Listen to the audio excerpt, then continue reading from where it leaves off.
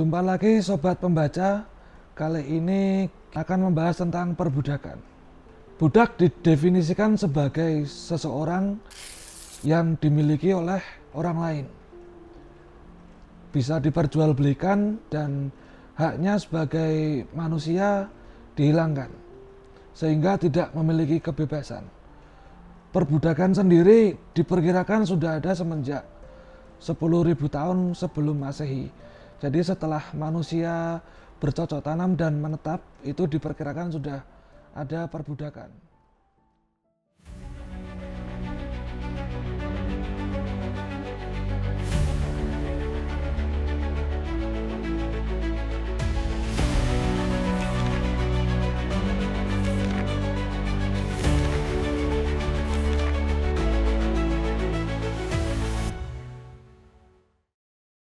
Pada kebudayaan kuno, ini dimulai sekitar 3.000 tahun sebelum Masehi, yaitu kita bagi-bagi ya, di peradaban Sumeria, peradaban Mesir, ada juga peradaban Mesopotamia, dan yang terakhir juga ada peradaban Yunani dan Romawi kuno.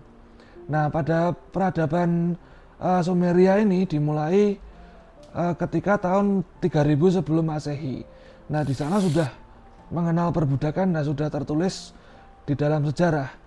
Jadi pada era tersebut tercatat bahwa yang dijadikan budak itu antara lain adalah tawanan perang, kemudian juga orang-orang yang dalam tanda kutip terlilit hukum, bisa jadi dia terkena hutang atau terkena hukuman, kemudian dijadikan budak. Dan juga yang ketiga adalah orang-orang yang dilahirkan dari budak. Jadi orang tuanya budak, dia juga menyandang status sebagai budak. Seperti itu. Nah, yang kedua adalah perbudakan di era Mesopotamia. Nah, ini adalah perbudakan yang dalam tanda kutip aturannya lebih detail, mengatur tentang sistem perbudakan, yaitu melalui hukum Hammurabi. Nah, di dalam hukum Hammurabi sini di sana tercatat perbudakan itu ada aturannya. Nah, salah satu aturannya adalah bahwa orang-orang yang dijadikan budak ini tidak selamanya. Jadi dia ada jangka waktunya, yaitu jangka waktu 3 tahun. Jadi misalkan seseorang terlilit hutang atau dia dihukum menjadi budak, nanti keluarganya juga menjadi budak, namun hanya dalam jangka waktu 3 tahun. Nah, setelah 4 tahun dia bebas kembali lagi menjadi orang yang merdeka, seperti itu. Nah, budak di sini juga ada peraturan-peraturan tersendiri bahwa pemilik budak tidak boleh memperlakukan budak secara semena-mena. Dia nggak boleh tahu-tahu disiksa atau dihukum, itu nggak boleh. Jadi di sini ada aturan mainnya. Demikian juga yang terjadi di peradaban Mesir. Nah, di peradaban Mesir ini budak mulai diberlakukan untuk proyek-proyek tanda kutip proyek-proyek seperti pembangunan piramida, pembangunan kuil dan segala macam. Jadi sudah mulai dimobilisir terhadap oleh negara, seperti itu. Nah, budak-budak juga di 3 peradaban ini ada kesamaan, yaitu itu tadi, sumber budak antara lain adalah mereka yang tawanan perang, kemudian orang-orang yang dihukum, entah itu nggak bisa bayar utang atau dihukum negara melakukan pelanggaran sehingga menjadi budak, dan juga anak-anak dari orang tua yang menjadi budak. Tapi di 3 peradaban ini juga ditulis di sana bahwa budak juga bisa, nanti dia bisa dibebaskan atau membebaskan diri, dia bisa melalui aturan-aturan tertentu, seperti itu. Nah, budak beralih ke perbudakan pada era Yunani dan Romawi kuno. Nah, di sini perbudakannya agak ada sedikit perbedaan dengan yang ada di Asia atau Afrika tadi. Jika tadi budak berfokus kepada kerja-kerja fisik, nah di sini di peradaban Romawi dan Yunani ini sudah mengenal budak-budak yang dia itu dikerjakan sebagai tanda kutip seperti kaum intelektual. Nah, jadi di Romawi Yunani ini kita udah mengenal budak-budak yang berprofesi sebagai guru, sebagai dokter. Ada juga yang dipergunakan untuk gladiator di Romawi tersebut. Nah, di sini budak-budak ini dia tidak disiksa atau mengalami kerja fisik ya. Di sini mereka kerjanya kerja intelektual. Nah, jadi pertanyaan kan, kenapa kok seperti dokter, guru, ataupun intelektual kok bisa menjadi budak. Nah, di kebudayaan Romawi Yunani ini sama, sumber budaknya itu sama, mereka yang rampasan perang. Jadi misalkan ada negara atau kota yang diserang, nah penduduk di kota tersebut bisa menjadi tawanan dan menjadi dipekerjakan sebagai budak oleh para pemenang ini di sini. Nah, kita memasuki periode budak yang kedua, yaitu periode perbudakan di era abad pertengahan. Nah, di sini ada tanda kutip kayak ada evolusi dari perbudakan. Nah, di Eropa mengenal sistem perbudakan yang baru yang disebut dengan serfdom. Di sini dia tidak sepenuhnya budak, tapi dia juga tidak bisa kita sebut sebagai manusia yang bebas dengan berbagai macam hak yang dia miliki. Jadi serfdom di sini yang dimaksud serfdom adalah dia adalah budak yang dimiliki oleh tuan tanah, tapi dia terikat dengan tanah yang bersangkutan. Jadi serfdom ini dia dipekerjakan sebagai penggarap lahan di situ. Jadi tuan tanah memiliki serfdom, jadi dia satu paket antara budak dan tanahnya. Jadi dia di sini tidak bisa diperjualbelikan secara bebas. Dia bisa diperjualbelikan tapi satu paket dengan tanahnya. Nah, perbedaannya dengan perbudakan yang biasa, serfdom ini juga punya beberapa tanda kutip kayak kebebasan. Jadi selain dia bekerja sebagai penggarap tanah dengan kewajiban terhadap tuan tanah, di sini wajib setor hasil tanah, wajib bekerja terhadap tuan tanah, dia juga diberi kebebasan untuk mengelola lahannya sendiri. Jadi dia juga memiliki bagian lahannya sendiri. Dia juga bisa berkeluarga dan dia juga boleh semacam mendapat penghasilan dari penjualan yang hasil panen yang dimiliki oleh lahan yang digarap tuan tanahnya itu. Jadi ini semacam sistem bagi hasil seperti itu ya. Tapi mereka juga tidak memiliki kebebasan penuh. Nah, di sini tidak penuhnya, di sini antara lain adalah budak ini nggak bisa dia bebas bepergian, dia nggak boleh. Jadi kalau bebas bepergian dia harus izin terhadap tuan tanah tersebut. Yang kedua, mereka juga tidak boleh melawan tuan tanah atau tuan ya pemilik budak ini. Jadi kalau disuruh menggarap tanah ya mereka harus mau di sini. Jadi ini yang kebebasannya yang dibatasin seperti itu. Tapi juga pemilik tanah atau pemilik budak ini juga punya kewajiban antara lain untuk itu tadi memastikan kehidupan para budak, para serfdom ini. Jadi ketika terjadi perang atau terjadi paceklik, mereka ini wajib memberikan perlindungan. Nah, jadi nggak bisa semena-mena begitu saja membiarkan mereka kelaparan atau membiarkan mereka terbunuh. Jadi pemilik budak ini wajib memberikan keamanan terhadap para serfdom ini, para budak-budak ini yang di Eropa ini, seperti itu. Sehingga bisa disebut dia nggak sepenuhnya budak, tapi tidak sepenuhnya juga dia bebas. Nah, seperti itu. Jadi ini sistem ini masih setengah-setengah lah. Tapi bisa kita katakan kalau dari kacamata modern ya, mereka ya perbudakan walaupun tidak sepenuhnya kehilangan haknya. Kalau secara tahun periode, bisa disebut periode perbudakan abad pertengahan ini terjadi antara tahun 500-an Masehi hingga 1500 tahun Masehi. Nah, selain di Eropa, di bagian Asia atau Afrika ini juga mengalami sistem perbudakan yang agak berbeda, berubah seperti itulah. Terutama sejak datangnya Islam di wilayah Asia dan Afrika ini, sistem perbudakan juga mengalami beberapa perubahan. Nah, di sini di dunia Islam, di sini ada aturan bahwa tidak boleh menyiksa budak. Jadi budak itu harus diperlakukan secara manusiawi dan terdapat berbagai macam aturan yang dalam tanda kutip itu mengarah kepada pembebasan budak seperti itu. Jadi misalnya ada aturan di syariat Islam bahwa kalau membebaskan budak mendapat pahala atau mendapat amal sebagai macam seperti itulah. Cuman di sini kenapa perbudakan tetap ada, karena di Islam sendiri juga secara eksplisit tidak melarang tegas atau melarang perbudakan itu sendiri. Dia cuma memberikan koridor-koridor bagaimana memberlakukan budak secara manusiawi. Nah, di dalam dunia Islam, di kerajaan-kerajaan Islam yang besar itu pada periode tersebut, perbudakan juga mengalami perubahan. budak nggak cuman sebagai kalangan bawah, sebagai pekerja aja, tapi juga mulai tanda kutip diberi status politik atau di dalam hal ini diberi kedudukan militer. Nah, di sini di beberapa kerajaan seperti Janisari di Kekaisaran Ottoman dan juga ada di kerajaan Mamluk di Mesir. Nah, di sana budak-budak ini diambil sejak kecil dan dilatih untuk dia bekerja sebagai prajurit. Bahkan banyak diantaranya mencapai posisi militer yang tinggi, jadi sebagai jenderal-jenderal di sini. Jadi perbudakan udah bergeser.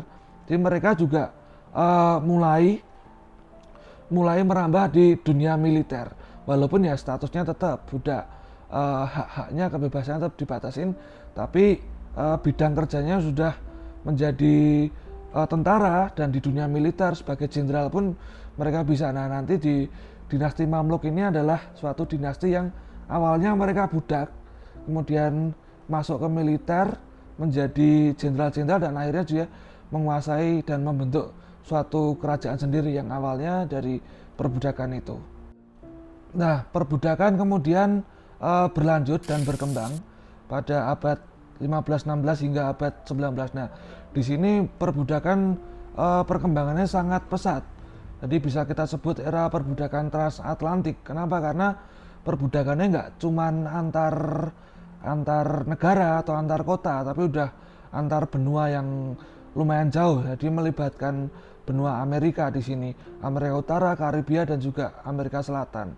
Nah, di era perbudakan transatlantik ini kita memasuki periode di mana perbudakan tidak cuman menjadi jual beli yang kecil dalam lingkup kecil, namun dia sudah menjadi semacam komoditas ekspor impor di sini.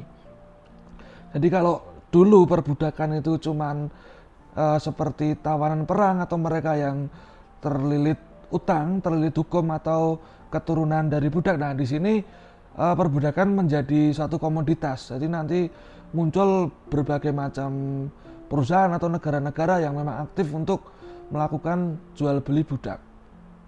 Nah, kenapa perbudakan transatlantik ini berkembang?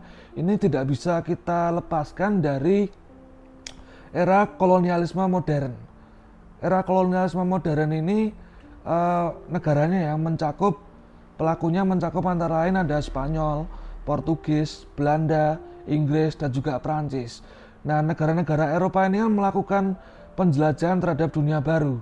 Nah, di sini mereka menemukan benua Amerika, kemudian ada di Afrika, ada di Asia, dan ada di berbagai belahan, tanda kutip belahan dunia baru. Nah, mereka yang melakukan penjelajahan ini kemudian membuka wilayah tersebut dan membuat usaha-usaha yang sebelumnya belum ada atau belum marak, yaitu usaha perkebunan di wilayah koloni. Nah, di berbagai wilayah koloni ini yang subur ini kan marak ada perkebunan, berbagai macam perkebunan. Nah, di sana membutuhkan banyak sekali tenaga-tenaga. Nah, permintaan tenaga ini sedemikian banyak, mungkin tidak sanggup dipenuhi, sehingga harus mencari tenaga-tenaga. Nah, tenaga-tenaga inilah kemudian yang melahirkan perbudakan-perbudakan era baru.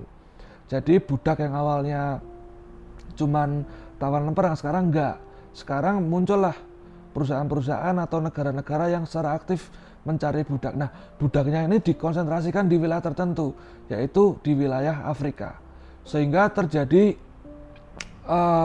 semacam ya pembelian atau jual beli budak-budak yang ada di Afrika, kemudian dikirim ke wilayah-wilayah koloni yang ada di Karibia, Amerika Utara ataupun Amerika Selatan. Nah, di sini jumlah permintaan budak sangat meningkat atau melonjak tajam karena dia menjadi komoditas yang berharga di sini.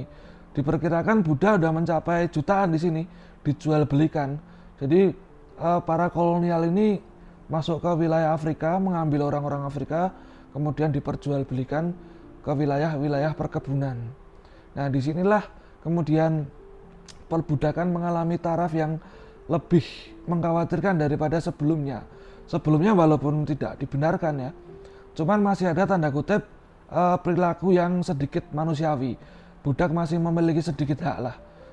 Antara lain ya yang di serfdom tadi, budak masih diberi hak untuk bercocok tanam, berkeluarga, segala macam. Yang di Islam juga ada syariat-syariat Islam yang melarang budak ini disiksa. Di hukum Hammurabi pun juga ada di situ budak diberi durasi waktu tertentu, budak diberi hak-hak tertentu, majikan dilarang melakukan penyiksaan. Nah, di sini ketika budak menjadi komoditas di abad 15, 16 hingga 19 ini, penyiksaan budak ini marak terjadi. Jadi budak benar-benar dianggap sebagai barang. Jadi dia bisa disiksa, bisa dicambuk, bahkan dirantai segala macam. Jadi budak benar-benar tidak diperlakukan secara manusiawi. Nah, disinilah terjadi penyiksaan besar-besaran atau pelanggaran besar-besaran terhadap hak asasi manusia yang menjadi budak. Terutamanya adalah budak-budak yang berasal dari Afrika. Di era ini kekerasan menjadi suatu ciri khas yang utama atau suatu hal yang lazim terhadap para budak-budak tersebut. Jadi semacam mutilasi untuk yang melawan, pembunuhan, cambuk, dan segala macam itu udah hal yang lazim. Nah, hal ini lama-kelamaan juga menimbulkan pergolakan atau perlawanan dari kalangan budak itu sendiri. Ditandai dengan pemberontakan yang terjadi di Haiti, yaitu menjadi pelopor pemberontakan yang dilakukan oleh para budak terhadap para penguasa kolonial. Dalam hal ini kolonial Perancis. Itu menjadi pertanda bahwa setelah sekian lama ditindas, para budak pun akhirnya juga melawan. Nah, di sini pemberontakan Haiti merupakan contoh pelopor dari sistem perbudakan yang mengalami perlawanan yang cukup signifikan. Tidak cuma terjadi di Haiti saja, namun juga terjadi di wilayah-wilayah yang lain. Nah, di sini juga terjadi di wilayah-wilayah koloni yang dimiliki oleh Inggris. Nah, di koloni Inggris juga terjadi pemberontakan para budak atau perlawanan para budak yang terjadi di wilayah seperti Jamaika, Barbados, dan juga Guyana. Meskipun tidak sebesar yang terjadi di Haiti, namun pemberontakan ini juga membuat pemerintah Inggris itu merubah pandangannya terhadap perbudakan. Nah, pada bagian selanjutnya kita akan membahas bagaimana kerajaan Inggris memiliki peranan dalam menghapus perbudakan secara global. Inggris sendiri sebetulnya dia diuntungkan dengan adanya perbudakan karena banyak wilayah perkebunannya yang memang membutuhkan budak, dan Inggris juga berperan sebagai salah satu pelaku utama dari perdagangan budak. Namun hal ini secara perlahan berubah ketika memasuki era sekitar tahun 1700-an hingga 1800-an. Di sana Inggris mengalami berbagai faktor yang akhirnya berujung kepada sikap pemerintah kerajaan Inggris yang melarang terhadap praktek perdagangan maupun kepemilikan budak. Ada berbagai faktor yang membuat pemerintah kerajaan Inggris itu berubah dari pemasok atau pedagang budak menjadi salah satu kekuatan yang memimpin penghapusan budak secara global. Nah, faktornya itu gak cuma satu faktor, tapi ada berbagai faktor. Yang pertama adalah faktor moralitas. Nah, di dalam pemerintahan Inggris sendiri juga terjadi berbagai macam protes terhadap perbudakan ini, yaitu yang dilakukan oleh kelompok-kelompok gereja. Jadi mereka merasa bahwa perbudakan ini adalah suatu tindakan yang berdosa, melanggar perintah agama, sehingga mereka kelompok Quaker ini memberi demonstrasi atau memberikan rekomendasi atau kritik terhadap pemerintah yang melakukan praktek terhadap jual beli atau kepemilikan budak selama ini. Tapi itu bukan satu-satunya faktor. Faktor yang kedua adalah yang juga turut berperan serta adalah kalau kita melihat timelinenya sekitar tahun 1700-an, 1800-an, pada waktu itu Inggris mulai memasuki era revolusi industri. Nah, di dalam revolusi industri ini penggunaan budak ini udah tidak dipandang tidak efisien lagi secara ekonomi. Nah, di sini Inggris memiliki motif ekonomi bahwa budak ini tidak efisien karena dia harus menghidupi budak seumur hidup. Dan kemudian ketika era revolusi industri yang dibutuhkan ini bukan seperti budak yang mungkin tanda kutip secara skill mereka nggak punya ya. Yang diperlukan Inggris adalah pekerja-pekerja yang terampil. Nah, sehingga penggunaan budak ini dianggap tidak relevan lagi. Nah, kemudian yang ketiga, Inggris menganggap budak ini biayanya lebih mahal karena harus menghidupi, harus jual beli. Jadi mereka akan lebih murah lagi kalau mereka menggunakan pekerja-pekerja lepas atau buruh-buruh lepas yang merdeka daripada menggunakan budak. Nah, ini faktor ekonomi yang membuat Inggris berpikir ulang terhadap penggunaan budak di dalam industrinya, karena industrinya udah masuki revolusi industri sehingga lebih banyak lagi menggunakan tenaga mesin yang dioperasikan oleh tenaga-tenaga ahli daripada penggunaan tenaga budak. Nah, faktor ketiga sebetulnya sudah kita bahas tadi, yaitu beberapa gejolak atau banyak gejolak politik di wilayah-wilayah koloni. Walaupun koloni Haiti yang memerdekakan diri itu bukan koloni Inggris, tapi cukup untuk membuat pemerintah Inggris berpikir ulang terhadap keberadaan perbudakan. Karena banyak di koloni Inggris tadi udah kita sebutkan juga mengalami pergolakan yang sama. Jadi di sini secara politik pemerintah Inggris kemudian berpikir jika perbudakan diteruskan ini koloni Inggris bisa bergejolak semuanya. Jadi secara politik juga tidak menguntungkan. Nah, dari gabungan tiga faktor tersebut tadi, faktor moral, faktor ekonomi, dan faktor politik, kemudian pemerintah Inggris berkesimpulan bahwa perbudakan ini secara perlahan harus dihapuskan. Inggris membuat langkah konstitusi yang pertama, yaitu pada tanggal 25 Maret 1807 dengan mengeluarkan undang-undang anti perdagangan budak yang berlaku di seluruh koloni wilayah Inggris. Jadi sejak itu pemerintah Kekaisaran Inggris, Kerajaan Inggris melarang adanya perdagangan perbudakan di seluruh wilayah koloninya. Namun di sini mereka yang sudah terlanjur memiliki budak masih belum dilarang, masih diberlakukanlah undang-undang kepemilikan budak, masih boleh, tapi dilarang untuk melakukan jual beli. Nah, pelarangan terhadap kepemilikan budak secara keseluruhan terjadi pada 1833. Pada tahun tersebut pemerintah Inggris memberlakukan pelarangan terhadap perbudakan secara keseluruhan. Jadi sejak 1833 sudah tidak boleh lagi ada budak di seluruh wilayah koloni Inggris. Pada saat pelarangan atau penghapusan perbudakan di seluruh wilayah koloni Inggris ini, sejak undang-undang itu diterbitkan, hampir 1 juta budak itu dibebaskan. Yang sebelumnya budak, kemudian karena ada undang-undang, mau tidak mau harus dibebaskan. Pengaruh Inggris terhadap penghapusan perbudakan tidak hanya sampai di sana, namun juga mencakup skala global. Antara lain di sini adalah terdapat West African Squadron atau angkatan laut di Inggris di bagian Afrika Timur yang aktif memburu kapal-kapal yang melakukan perdagangan perbudakan. Jadi West African Squadron ini secara aktif dia memburu kapal-kapal yang melakukan perdagangan budak, dan setelah tertangkap kemudian budak-budak tersebut dibebaskan. West African Squadron sendiri dibentuk pada tahun 1808. Nah, di sini mereka sanggup membebaskan ratusan ribu budak selama masa aktifnya di wilayah Atlantik. Seperti itu. Dan pengaruh Inggris juga tidak hanya di sana juga. Inggris juga memberikan tekanan-tekanan terhadap banyak negara agar menghentikan perdagangan budak. Di sini ada beberapa negara yang terpaksa dalam tanda kutip mengikuti kemauan dari Inggris.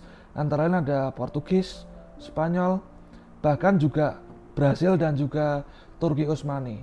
Nah, di sini kapal-kapal dari Angkatan Laut Inggris ini membuat perjanjian dengan negara-negara tersebut bahwa dengan bendera apapun, kapal berbendera apapun, jika melintasi wilayah dekat dengan koloni Inggris dan mereka membawa budak, pemerintah Inggris atau Angkatan Laut Inggris berhak untuk memberhentikan dan membebaskan budak tersebut.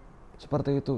Nah, dari sini kemudian perdagangan budak secara global itu berkurang secara signifikan, walaupun tidak sepenuhnya berkurang ya, karena Inggris sebagai kekuatan superpower pada waktu itu mampu secara diplomatik dan secara militer memberikan tekanan terhadap perilaku-perilaku perdagangan budak yang ada di berbagai negara, sehingga perdagangan budak berkurang secara signifikan. Walaupun kita harus catatan di sini ya, garis bawahi, walaupun secara global perbudakan masih ada. Seperti contoh di Amerika perbudakan masih ada, masih berlaku di sana. Walaupun jual beli dari Amerika, dari Afrika yang dikirim ke Amerika ini sudah tidak ada, tapi budak-budak yang berada di Amerika ini masih dipertahankan dan masih beranak pinak. Perbudakan di Amerika sendiri baru berakhir sekitar tahun 1866 pasca setelah Perang Saudara Amerika. Nah, di sini Perang Saudara Amerika juga mencangkupi antara lain pihak yang pro perbudakan dengan yang anti perbudakan. Yang pro perbudakan ini mereka merasa perbudakan ini berpengaruh terhadap kondisi ekonominya, karena mereka yang di bagian selatan Amerika ini menggantungkan ekonominya terhadap perkebunan, yang mana di sini bergantung pada komunitas budak. Nah, sehingga mereka menentang penghapusan perbudakan. Setelah Perang Saudara, yang menang ternyata kelompok dari Amerika Utara yang menentang perbudakan. Nah, setelah itu perbudakan barulah secara resmi, secara undang-undang dihapuskan di Amerika. Tapi prosesnya agak panjang. Itu berpuluhan tahun setelah Inggris melakukan pelarangan terhadap perbudakan. Di Amerika secara undang-undang perbudakan dihapus melalui amandemen ke-13 yang terjadi pada era Presiden Abraham Lincoln. Nah, cuman di sini cukup disayangkan karena setelah perbudakan dihapus, Abraham Lincoln sendiri malah terbunuh di teater pada waktu itu, dibunuh oleh orang yang dalam tanda kutip katanya pendukung dari pro perbudakan. Di kawasan Asia sendiri juga perbudakan sebetulnya juga sudah berlangsung cukup lama, dan penghapusannya lebih terlambat daripada yang dilakukan oleh Inggris. Salah satunya adalah yang terjadi di kerajaan Cina, di dinasti Qing pada waktu itu. Dia baru melakukan pembatasan terhadap perbudakan ini sekitar abad 19 setelah ada tekanan dari barat. Namun di sini dinasti Qing juga belum melakukan penghapusan secara total. Penghapusan perbudakan di generasi Qing baru berlangsung setelah dinasti Qing tersebut runtuh dan berganti dengan pemerintahan republik. Untuk di Indonesia sendiri sebetulnya praktek perbudakan ini secara undang-undang sudah diakhiri ketika era Hindia Belanda, yaitu pada tahun 1860. Jadi di sana sudah ada aturan bahwa perbudakan ini sudah tidak ada lagi di seluruh wilayah Hindia Belanda. Namun pada prakteknya sistem ini masih berlanjut. Jadi pemerintah Hindia Belanda memang di atas kertas tidak menyebutnya sebagai perbudakan, namun menyebutkan sebagai pekerja kontrak. Nah, setelah tahun 1860 ini banyak tanda kutip pekerja kontrak yang dari Indonesia dibawa ke Suriname, daerah koloni Belanda, untuk membantu. Di sana ada perkebunan seperti itu. Walaupun di sana juga pada prakteknya juga bukan pekerja kontrak, karena banyak hak-hak dari para pekerja yang tidak dipenuhi oleh pemerintah Belanda. Nah, di sini juga kita juga ingat bahwa setelah tahun 1860 Belanda juga melakukan sistem tanam paksa dan sistem kerja rodi. Nah, di sini juga walaupun namanya juga bukan merupakan perbudakan, namun prakteknya hampir dan menyerupai dengan sistem perbudakan yang kita kenal pada umumnya. Nah, pemerintah Hindia Belanda sendiri secara aktif mengirim penduduk-penduduk yang ada di Indonesia ke wilayah koloninya, ya bukan disebut budak ya, tapi disebut tadi pekerja kontrak ini, mengirimkan ke sana hingga pada tahun 1939. Jadi hingga sekitar hampir kedatangan Belanda, ini masih terjadi pengiriman-pengiriman tenaga kontrak ke berbagai wilayah koloni Belanda. Nah, setelah Belanda kalah perang pada era Perang Dunia Kedua, Jepang masuk. Jepang sendiri sebetulnya pada era restorasi Meiji mereka sudah menghapus perbudakan secara tertulis ya. Mereka menghapus perbudakan, tidak ada lagi perbudakan di wilayah Jepang. Nah, wilayah Jepang dimaksud adalah wilayah kepulauan Jepang sendiri. Tapi perbudakan di berbagai wilayah koloni Jepang di sini masih berlanjut, walaupun namanya bukan perbudakan. Bergantilah namanya dengan sebutan Romusa. Banyak, ada ribuan, mungkin ribuan, puluhan ribu mungkin pekerja Romusa dari berbagai wilayah yang ada di dalam kekuasaan Jepang. Nah, Romusa ini sebutannya bukan budak, tapi Romusa, cuman hak-haknya tidak dipenuhi. Nah, di sini terjadi berbagai macam pelanggaran hak asasi manusia terhadap mereka para pekerja-pekerja Romusa yang berasal dari Indonesia maupun wilayah lain. Nah, antara lain pekerja Romusa ini tidak dibayar secara fair, kemudian jika sakit tidak diobati, jika mengeluh kemudian dihukum, dan banyak di antara mereka yang mati kelaparan atau mati karena sakit karena bekerja hingga di luar kemampuan, di luar kesehatan mereka. Dan ini terjadi di berbagai wilayah koloni Belanda, nggak cuma di Indonesia saja. Di Indonesia sendiri perbudakan secara resmi berakhir berarti ketika Belanda mengalami kekalahan, yaitu pada tahun 1945.